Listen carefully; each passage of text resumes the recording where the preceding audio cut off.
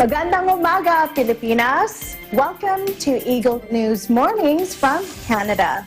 I'm Archie Rose Natividad Yi, coming to you from Vancouver in the province of British Columbia, Canada, bringing you news and commentary from across the country. Here are some of the stories we'll cover today. BC maps next steps forward in economic recovery. Ontario to spend $1 billion for COVID-19 testing and contact tracing expansion. Iglesia Ni Cristo takes part in 1 million tree challenge. And in sports, we find out who's going to the NBA Finals. We start another week. Good Monday morning. As you're grabbing a fresh cup of coffee, here's what the weather looks like. First, let's check out Manila. AccuWeather is forecasting a high of 28 degrees Celsius with partly cloudy skies. Now let's look at the weather across Canada. Our weather street scene comes from Lighthouse Park in Vancouver. Thanks to Jen De Leon for this video. Let's go across the country, starting from the West Coast. Vancouver, Canada, cloudy at 13 degrees. Edmonton, partly sunny at 11 degrees. Calgary, mostly sunny at 12 degrees. Winnipeg, mostly cloudy at 14 degrees. Montreal, mostly cloudy at 26 degrees. Ottawa, cloudy at 24 degrees. Toronto, mostly sunny at 22 degrees. Halifax, mostly sunny at 22 degrees. St. John's, New Brunswick, fog at 16 degrees. Now over to our top stories. Her Excellency, the Right Honorable Julie Payette, Governor General of Canada, delivered the speech from the throne to open the second session of the 43rd Parliament and outlined the government's agenda. She shared strategies the Canadian government will be taking in order to revitalize the workforce and economy. People losing their jobs is perhaps the clearest consequence of the global economic shock that Canadians, like those in other countries, have faced. The CERB helped people stay healthy at home while being able to keep food on the table. The CEWS helped people keep their jobs or be rehired if they had been laid off. But there is still more to be done. Unemployment is in the double digits and underemployment is high. Women, racialized Canadians, and young people have borne the brunt of job losses. Canadians need good jobs that they can rely on. To help make that happen, the government will launch a campaign to create over 1 million jobs, restoring employment to previous levels. This will be done by using a range of tools, including direct investments in the social sector and infrastructure, immediate training to quickly skill up workers, and incentives for employers to hire and retain workers. One way the government will create these jobs is by extending the Canada Emergency Wage Subsidy right through the next summer. The government will work with businesses and labor to ensure the program meets the needs of the health and economic situation as it evolves. As the Canada Emergency Response Benefit comes to an end, the Canadian government will be transitioning to an Extended Employment Insurance EI program as a replacement benefits package for unemployed Canadians needing financial assistance due to the COVID-19 pandemic. Initially, when the Liberals had proposed the package in August, the base minimum per week would be decreased to $400. The support for Canadians would equate to $1,600 a month versus $2,000 at the start of Canada's COVID response plan. New Democrat and DP leader Jagmeet Singh challenged the proposal to ensure financial support remain at the same $2,000 a month package. Friends, I got some exciting news for you. We've been fighting hard to make sure the Liberal government does not cut the help that people receive who are on CERB right now to $1,600. The Liberal proposal is going to cut the help that people who cannot get back to work right now, the help that they receive, by $400. We fought back and said no. People need to know that there's help for them if they need it, and that help will remain $2,000. So we got that win for you, for people. You can count on that $2,000 being there for you. The next thing we're fighting for is to make sure any worker that falls sick can rely on paid sick leave. We're in the middle of negotiations, and we're very hopeful we can get that as well, to make sure that no one has to make the impossible choice of going into work sick or staying at home and not knowing how they're going to pay the bills without having any income from not going into work. So I know that people are worried. I want you to know that we're fighting for you. Currently, there are 4 million Canadians under the CERB program who will automatically transition to the EI benefit coverage if they are eligible. For Canadians who are not eligible for EI coverage, there are 3 new benefit packages for income support. Canada Recovery Benefit, CRB, of $500 per week for up to 26 weeks to workers who are self-employed or are not eligible for EI and who still require income support. This benefit would support Canadians who have not returned to work due to COVID-19 or whose income has dropped by at least 50%. These workers must be available and looking for work and must accept work where it is reasonable to do so. Canada Recovery Sickness Benefit, CRSB, of $500 per week for up to 2 weeks for workers who are sick or must self-isolate for reasons related to COVID-19.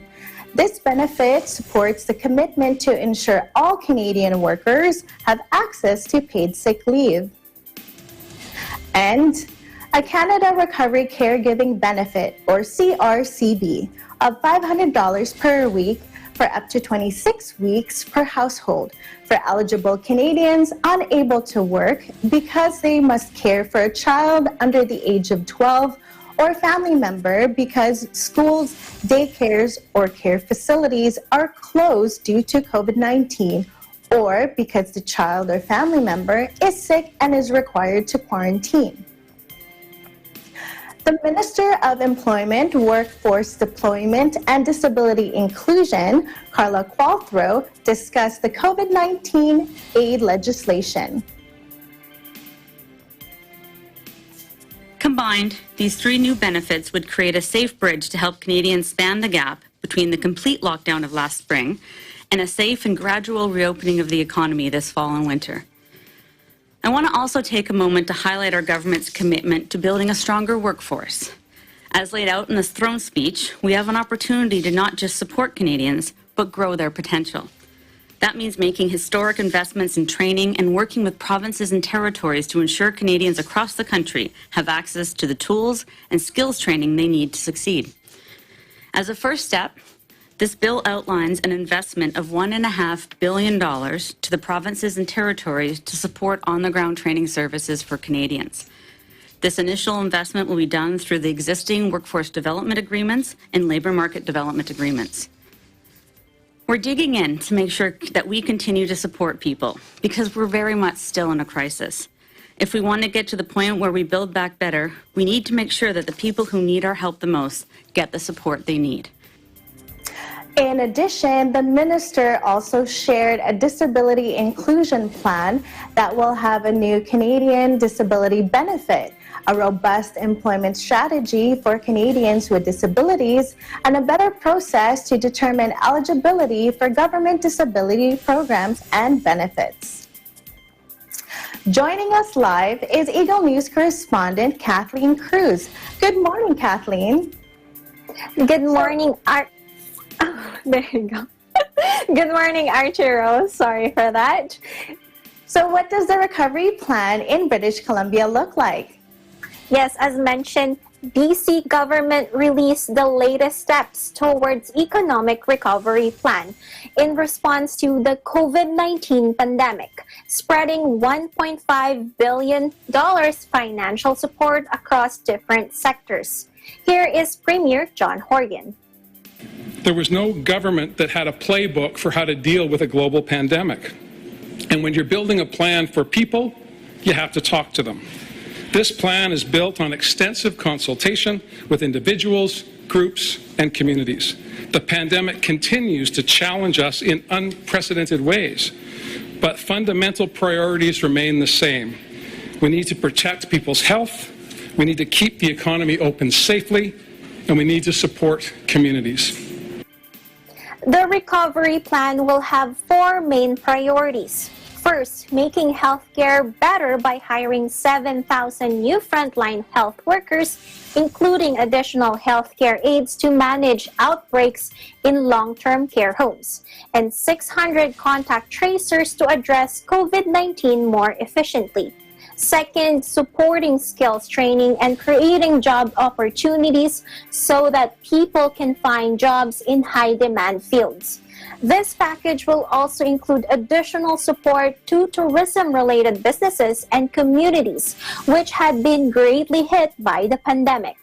Third of BC's priority is to encourage businesses grow and rehire their staff to increase their payroll to keep people working, providing additional financial support to small and medium businesses and therefore protecting as many as 200,000 jobs across the province.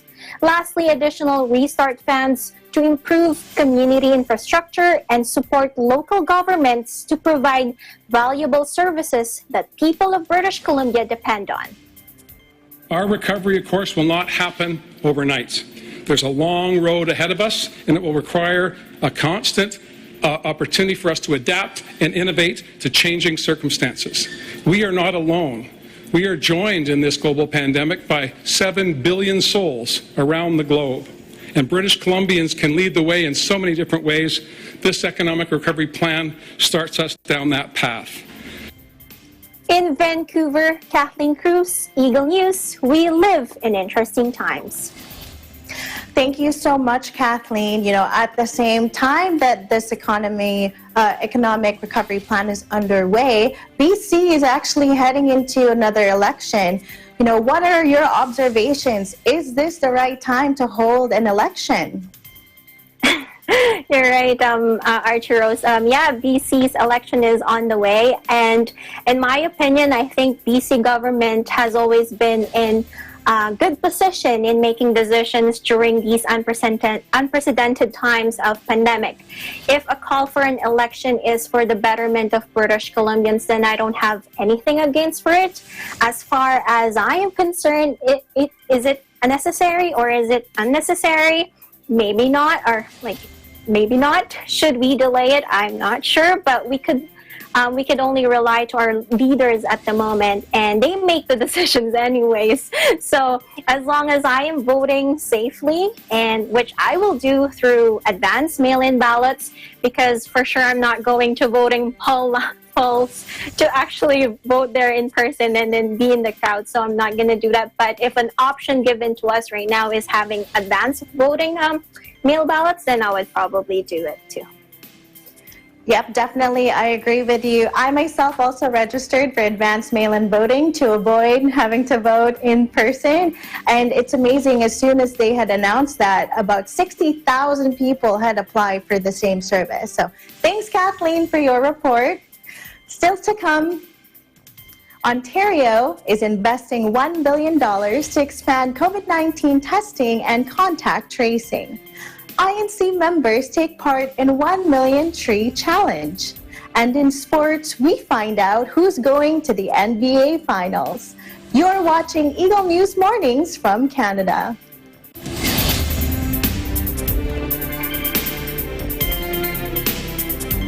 Do you want to earn a degree while you work? New Era University now offers Expanded Tertiary Education Equivalency and Accreditation Program, or ETIAP. ETIAP is an educational scheme that recognizes knowledge, skills, and prior learning obtained by individuals from non-formal and informal education experiences. It is implemented through deputized higher educational institutions like the New Era University that awards the appropriate degrees. Programs offered are the following: Master's Program, Masters of Arts in Education, major in Educational Management, Master's Program in Business Administration, Bachelor of Arts in Science, major in Political Science, Bachelor of Arts in Science, major in Mass Communication, Bachelor of Science in Education, major in Filipino, major in English, Bachelor of Science in Business Administration with majors in Human Resources Development, Marketing Management, and Financial Management. Beneficiaries must be Filipinos who have attained at least high school level of education. The program is flexible and you don't need to attend regular classes. Expanded Tertiary Education Equivalency and Accreditation Program, or ETIAP, is under the supervision of Dr. Nilo L. Rosas, the University President, and Professor Anita P. Santos, Director of ETIAP. For more information, contact the following: Christina Moreno, 0995-138-0786, or email cvmoreno@neu.edu.ph, or Arlene Sarmiento, 0906-298-9150, or email cedctl@neu.edu.ph. What are you waiting for? Let New Era University be your partner in achieving your dreams.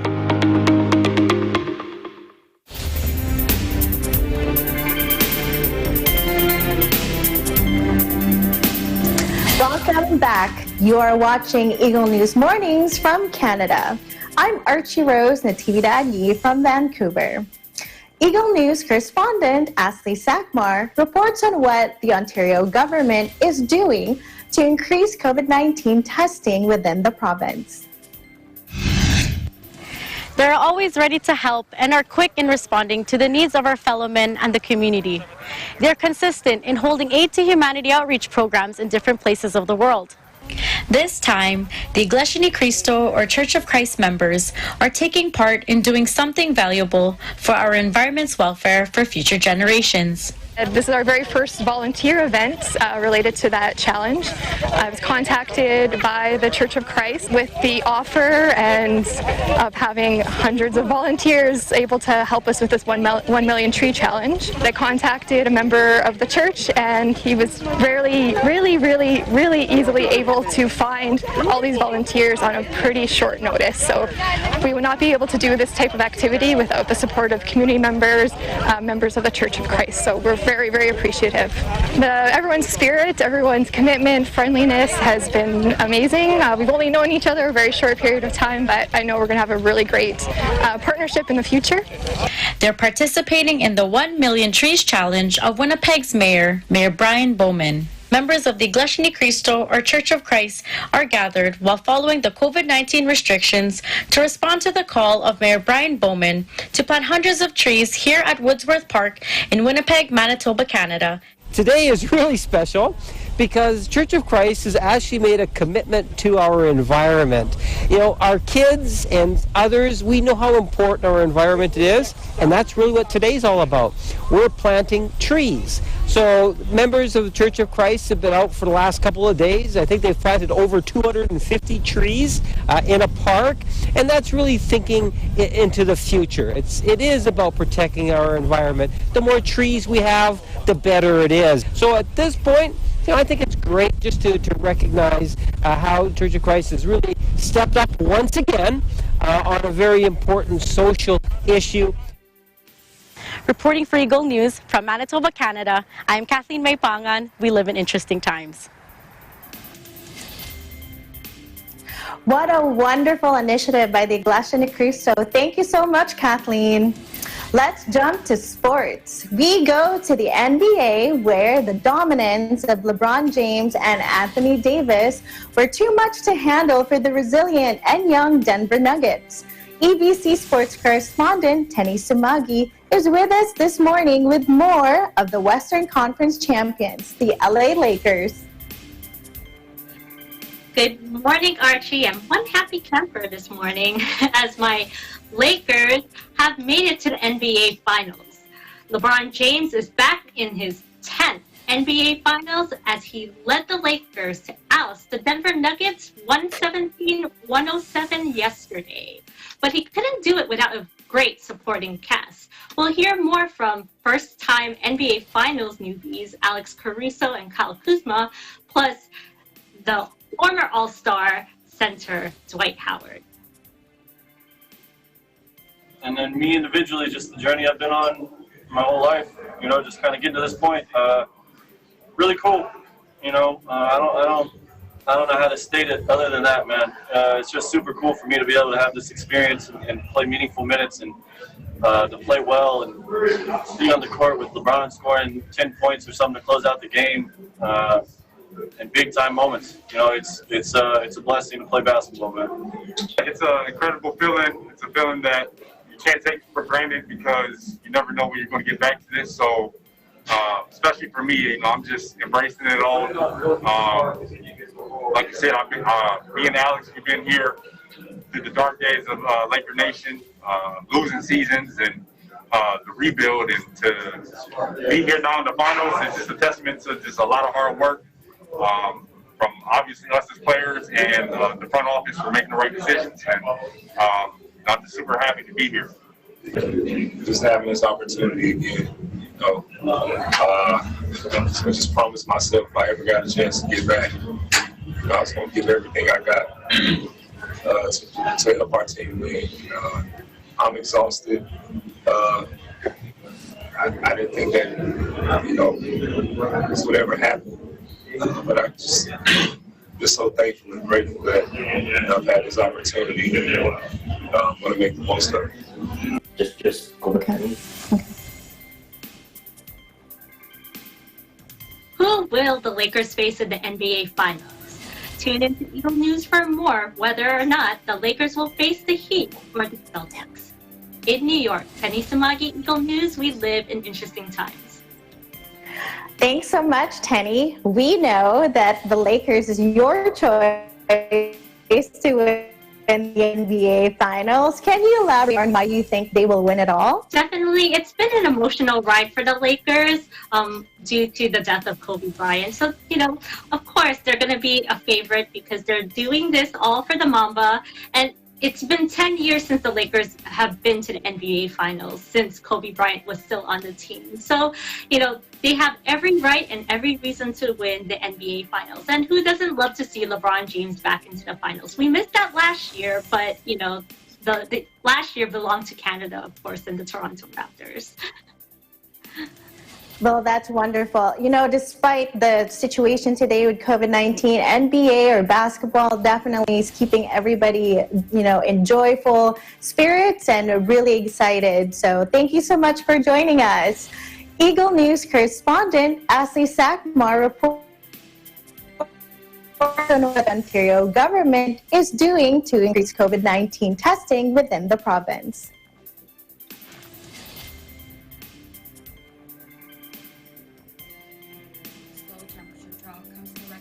Season. But this year it's different and more concerning as the flu season comes in the middle of the COVID-19 pandemic. With a rising number of cases and with some new cases traced from schools that have recently reopened, more and more people are wanting to get themselves and their family tested. This is one of the reasons Ontario is investing on the largest province-wide testing initiative. Just over $1 billion is provided to add and improve COVID-19 testing in the province. Here's Premier Ford with the announcement. Today, I can announce that we're investing over $1 billion in expanded testing and contact tracing. That's $1 billion to support testing, and this investment will make a huge difference. But until we get Health Canada's approval for new rapid testing that other jurisdictions are currently using, until we get those rapid tests, the health experts are telling us that we need to be more strategic with testing. This $1 billion initiative will open more testing centers and prioritize case management in long-term care homes and schools. Here's Minister Elliott with more details. This means more testing locations and more case and contact management resources to trace and isolate cases. In doing so, we will also be supporting long-term care homes, schools, and hospitals to effectively prevent, track, and contain outbreaks of COVID-19. Our government has established a strong foundation for testing and case and contact management with lab networks capable of processing up to 40,000 daily tests. This past week, Ontario saw a dramatic increase in testing of upwards to 35,000 daily tests. This also comes with concerns over people who don't have symptoms yet still get themselves tested, thereby causing longer lineups and possible slower processing of results. This is why Premier Ford emphasized that those who have symptoms, have been in contact with a confirmed case, are a resident or work in a setting that has outbreaks, and or working in an at-risk setting such as health, long-term care, or a shelter will be prioritized for COVID-19 tests. For those who are not showing symptoms but would still like to get tested, Minister Elliott announced that you can get tested for COVID-19 at select pharmacies by appointment only, with further locations coming online in the coming weeks. As of Friday, Minister Elliott reports that Ontario has processed over 41,000 tests. There are 409 new COVID-19 cases and 1 new death in the province, with 204 new cases in Toronto, 66 in Peel, and 40 in Ottawa. 65% of new cases are people under the age of 40. In Toronto, Ashley Sackmar, Eagle News, we live in interesting times. Thanks, Ashley. That's our program for today. Join us again next week as we bring stories that matter to you. Visit our websites at eaglenews.net and eaglenewslive.com. And also follow us on Twitter, Facebook, and on YouTube. Thank you for watching. I'm Archie Rose Natividad Yi. We live in interesting times. Stay tuned for Kid Cuento.